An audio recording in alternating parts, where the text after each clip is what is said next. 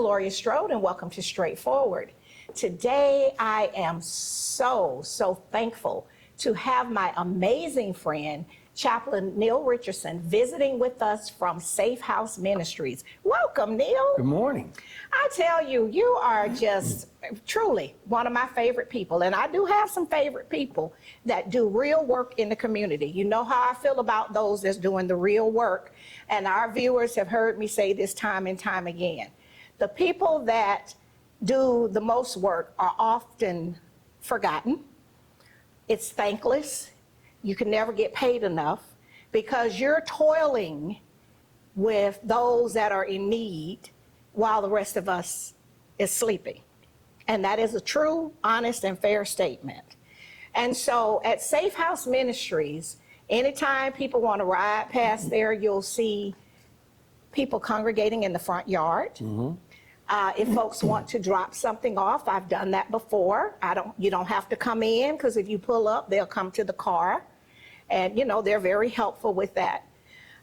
When the weather is not good, your philosophy is whosoever will, let them come. Yes, ma'am. So for me, and I always say this, you know I'm not a preacher, nor am I the preacher wife type. All my people that know me know that.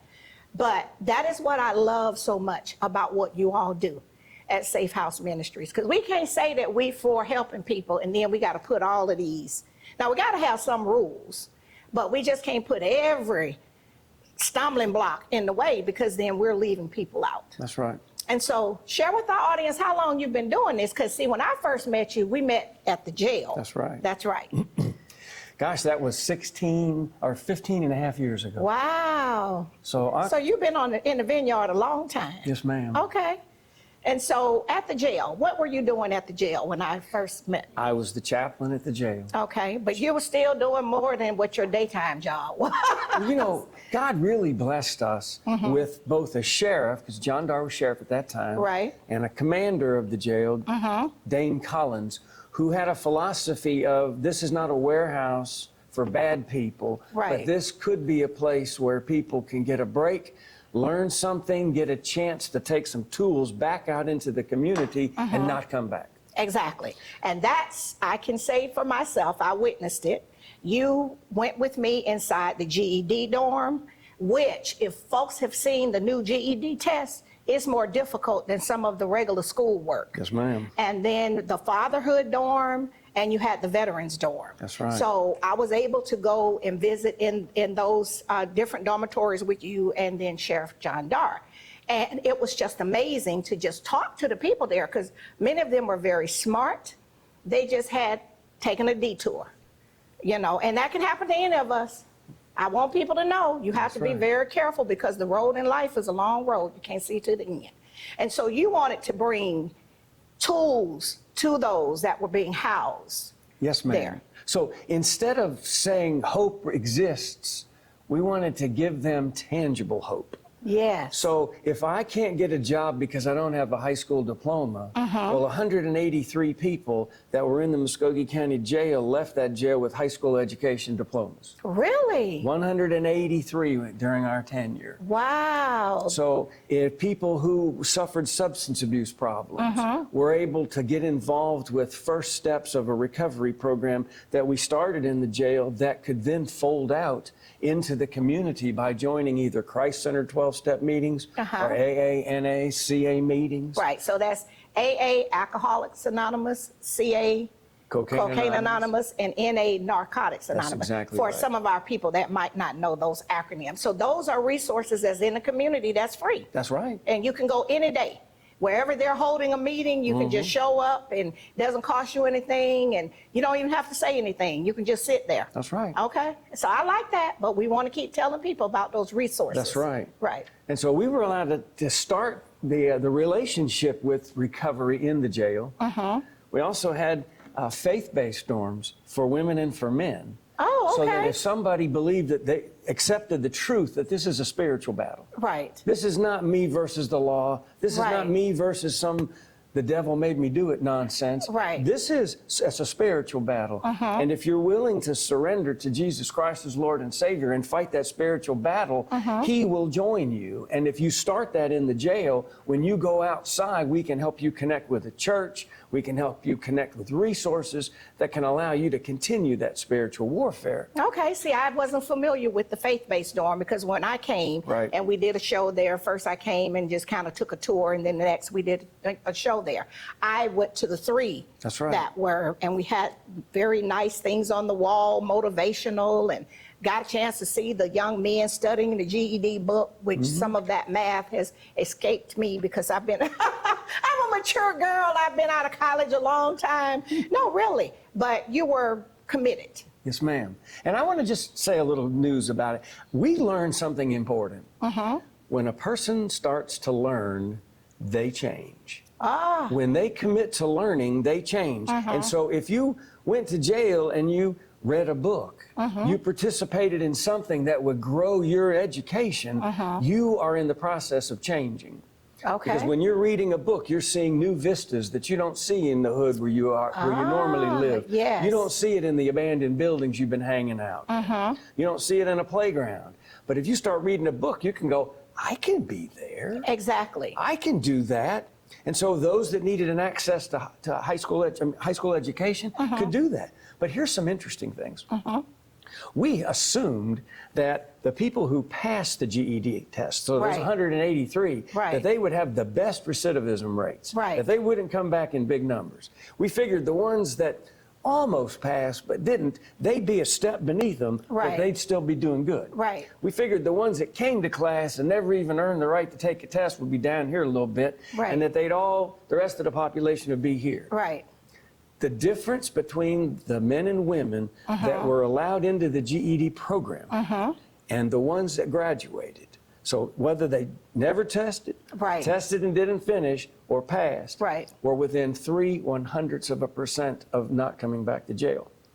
Wow. And it was, so 67% of the people that walked through the back door in the jail returned to jail, most within 6 months. That's a guarantee. 1 out of 3 makes it. Really? 2 out of 3 come back. But in the GED program, 45% never came back. Okay. Not 33%, but 45%. Okay. Whether they took the test or not, passed the test or not, because we learned that they became learners. Yes. And learners change. And you start to, when I find out that I'm smart enough to learn, I think I'm smart enough not to do this stupid stuff again. Exactly, exactly. So it's about exposure and seeing the world through a different lens. And that's what education and all of those resources that you all had at the jail did for them. Yes, ma'am. Okay, well, that's excellent. That's good stuff. That's what I like, why I like to sit with you. What we're going to do is go to our first break to our sponsors, and we'll be right back. We'll be right back after a word from some of our Straightforward is brought to you by State Senator Ed Harbison, serving the citizens of Georgia's 15th Senatorial District and on the front lines for veterans every day. Progressive Funeral Home, family owned and operated since 1952. The George Ford legacy of high standards continues today in the compassionate and professional services provided. A touch of dignity for those who care. Progressive Funeral Home, 4235 St. Mary's Road. Trusted by generations. Whole Patient Healthcare. Dr. Jada Rimes-Bacote is board certified in family medicine. She believes the best patient care includes practical, individualized lifestyle changes. Located at 1338 13th Avenue, Columbus, 706-641-2080, or visit wholepatienthealthcare.com. And welcome back to Straightforward. As always, I'm enjoying this great visit with the amazing Chaplain Neil Richardson. He has been in the vineyard for a very long time, helping those that society might have given up on. And I know some that you've been on the battlefield, because it is a war. You know, good versus evil, you know, it's a whole lot out in the world today. And I have come past there, and I've seen people that I know from my village. And I've come there, my husband's come there, we drop things off, and, you know, we've observed some of the work that's going on there. But you all are just not standing still and housing people. You have many programs going, and I want you to share that with our audience, because those check writers, they need to write checks. I say this, I know the people like, she say that about, but I'm going to say it about every good program, because we need to keep those programs around. Not the programs that check the box for political, however, we're not doing that. This is about changing lives and restoring families. Amen. And second chances.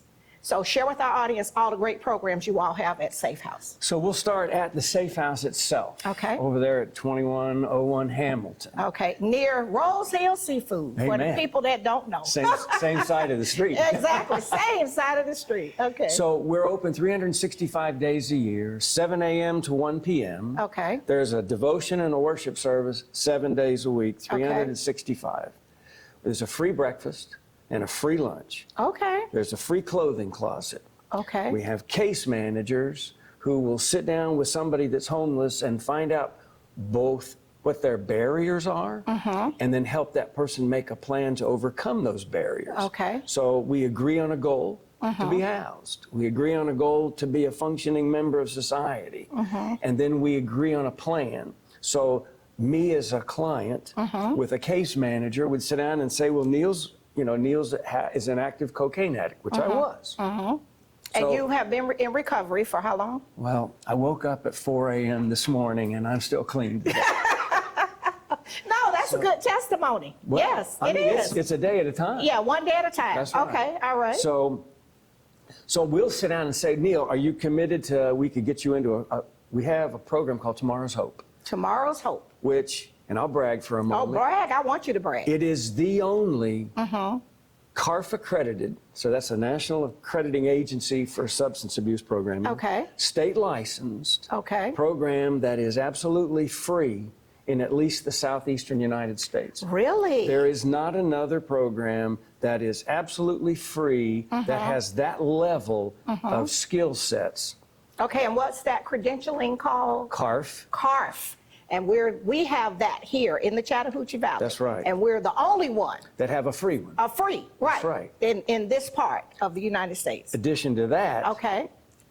because of my recovery experience, pick up the phone and call somebody and say, I think I need help. Can I come to treatment? Well, Right. there's a wait list. Okay. Well, nobody sits at home for 2 weeks waiting for the wait list Oh, to no, finish. no. I just go back out on the street. Exactly. So we've made a commitment also that there'll be no wait list. Okay. So if somebody picks up the phone and they call to get treatment. Now, we are an intensive outpatient substance abuse program Okay. that if it's a homeless person that needs it, we can also get them housing while they're in treatment. Okay. So if Neil's first barrier is substance abuse, we have a program that will accept him now. We have housing that'll take care of him. If the next problem is I'm homeless, well, our shelters, let me give you a sense. Since the last time we talked, I know. I get so excited when I sit with you. I feel so hopeful. Go ahead. we have 213 beds for homeless people in our community. Really? There's a 104-bed men's shelter out on Chautauqua Road. Okay. There's a 54-bed shelter for women and children Okay. in Bellwood. Okay. There's a 4-apartment building for homeless families Really? in East Winton. Okay. And then we rent 19 apartments and house 38 homeless people with a mental health diagnosis and provide a case manager to help them work through their stuff. Really? So instead of having those 38 homeless people out on the streets with mental health disease, Exactly. we've got them inside getting help. And we do a unique thing. So we have roommates. Okay. Let's say I'm the That's one. like college. Yeah, we got roommates. But let's say one of my mental health issues is I don't ever remember to turn stuff off. Right. So the stove stays on. Right. And then my roommate's the one that never locks the front door. Well, Okay. between the two of us, the we door. get it worked out. We're going to turn off the stove and lock the door. That's right. Okay. So we get, on any given night, we have 190 to 193 people staying in our 213 beds. Really? So And that's still not enough.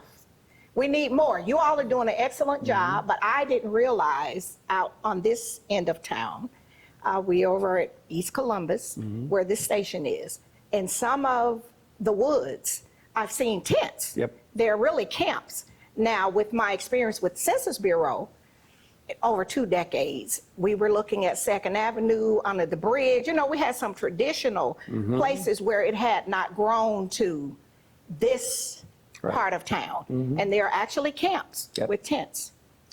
And so the saddest thing, you mentioned that we need more.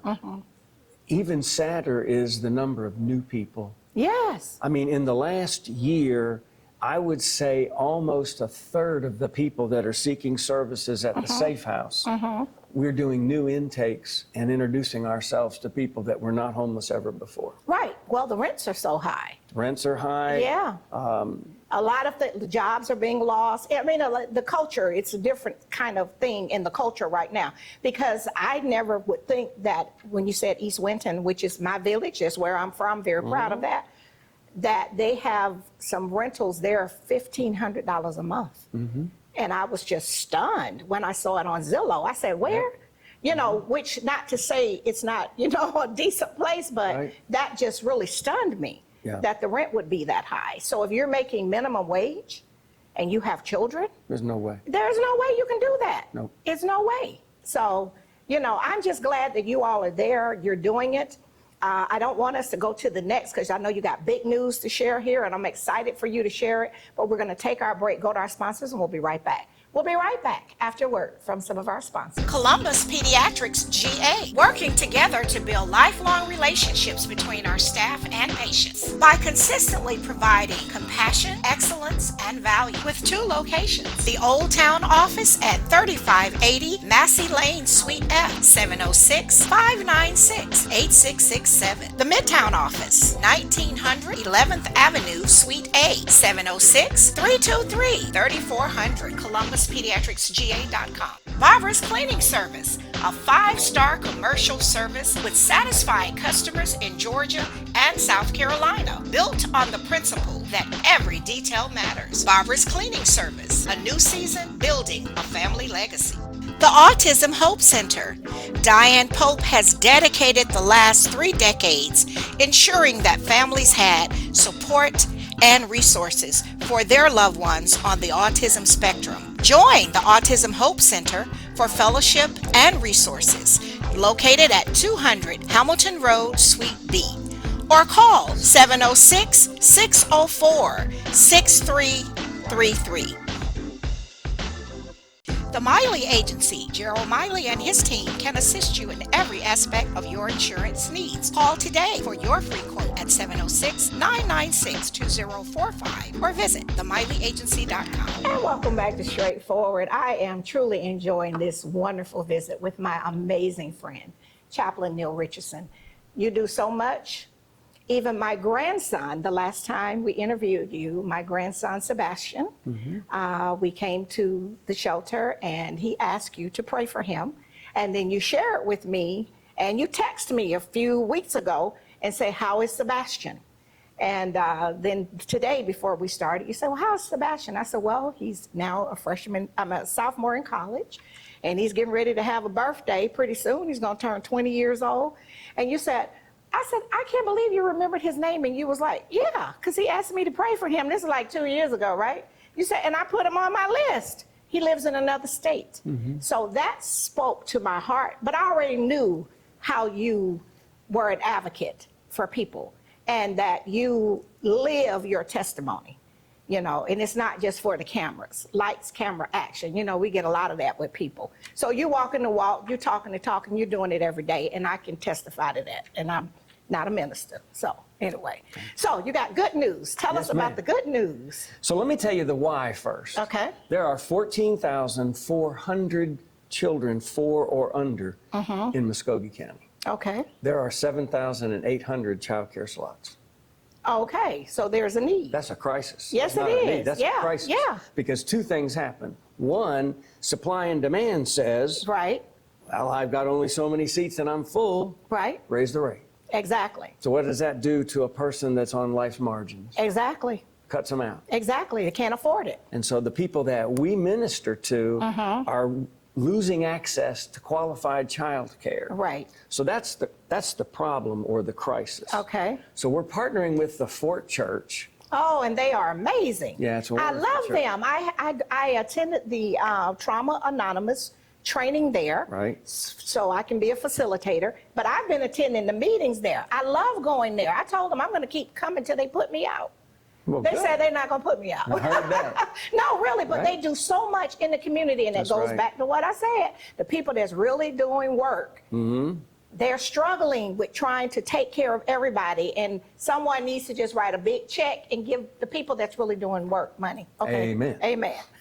So we're partnering and we're opening up Bright Futures of Columbus. Wonderful. And we're not it's going to be over 100 slots for children. Right. It is not going to be a daycare center. Okay. It is not going to be a dump them off and come back and pick them up place. Right. We are choosing a curriculum that is proven high-end teaching, Okay. so that through gameplay, Right. through song play, we're going to do all of our curriculum through this methodology so Okay. that children will hit educational systems, so pre-K, K, et cetera, ahead of the curve, not behind the curve. Right. And so we expect to open the beginning of June. Really? We are going crazy right now. The playground equipment, half of it came in yesterday, the Right. other half Tuesday. Right. We're assembling tools and toys and music and chairs and desks, and we're going to be open in June, and we'll, like I said, have over 100 slots. And we're going to ensure that people that we minister to, Exactly. that our clientele Right. has access to high-end, not just daycare, but high-end High-end. early childhood education. And that's important because we know, those of us in my other life, you know, I was a social worker for more than 30 years. We know that when children are behind academically, when they fall behind, then the chances of them entering into the juvenile justice system, and from there graduating into the criminal justice adult system, if we can be proactive on the front end, which is what you all are doing. And I did meet the pastor's wife at the fort. She's amazing. And so if we can start at the beginning and not try to come up from behind, and then the people that are making minimum wage, where everything is so expensive. I go in the grocery store and I'm like, well, if I had 3 kids, I mean, it's just now Tolly and I at home. It's like, who can afford that? That's right. You know, just the basic things. I'm not talking about luxuries. I mean, the basic things are very costly now. So you all are going to step in and fill that gap. Yes, ma'am. And y'all going to be ready for that for June. That's right. All right. I believe you because I've seen you in action. I know when you all decide you want to do something, you're on the team, you're going to work, work, work. You're not the administrator, because oftentimes we get people with big ideas and they just want to administrate. It's okay to be the administrator, but you got to what? Put some boots on the ground. That's right. That's right. So you all are ready. Yes, So ma'am. what do you need from people? Because David, our videographer, is a retired military gentleman. He knows everybody. He's a Baker High graduate, and he works with the race car guys, and so he knows a lot of people.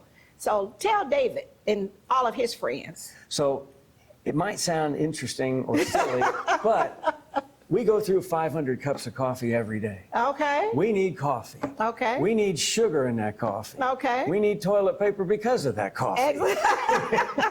That's true. That's true. We need laundry soap because we're doing laundry for 200 people in Oh, our see, homeless I didn't beds. realize that. We need food. I'll tell you something. The Diorio's Pizza last night gave us 34 pizzas, soda pop, silver plates, napkins, Really? which fed all the men in the men's shelter, all the women in the women and children's shelter. Okay. A pizza dinner last night. Okay. And interestingly enough, she created a little GoFundMe bunch, and people in the community are helping her buy the pizzas. She's making the pizzas and giving them to us. Okay, so these are the people at Diorio's. Yeah. So everybody can help by doing something. That's That's right. my point. That's So right. I'm just teasing David because he's an old soldier and I see him out lunching with all of his important friends. So that's going to be his new project. That's right. Is get them together, and if it's just buy all of the paper towels and toilet tissue that you need, or coffee, sugar. Tell people how they can reach you.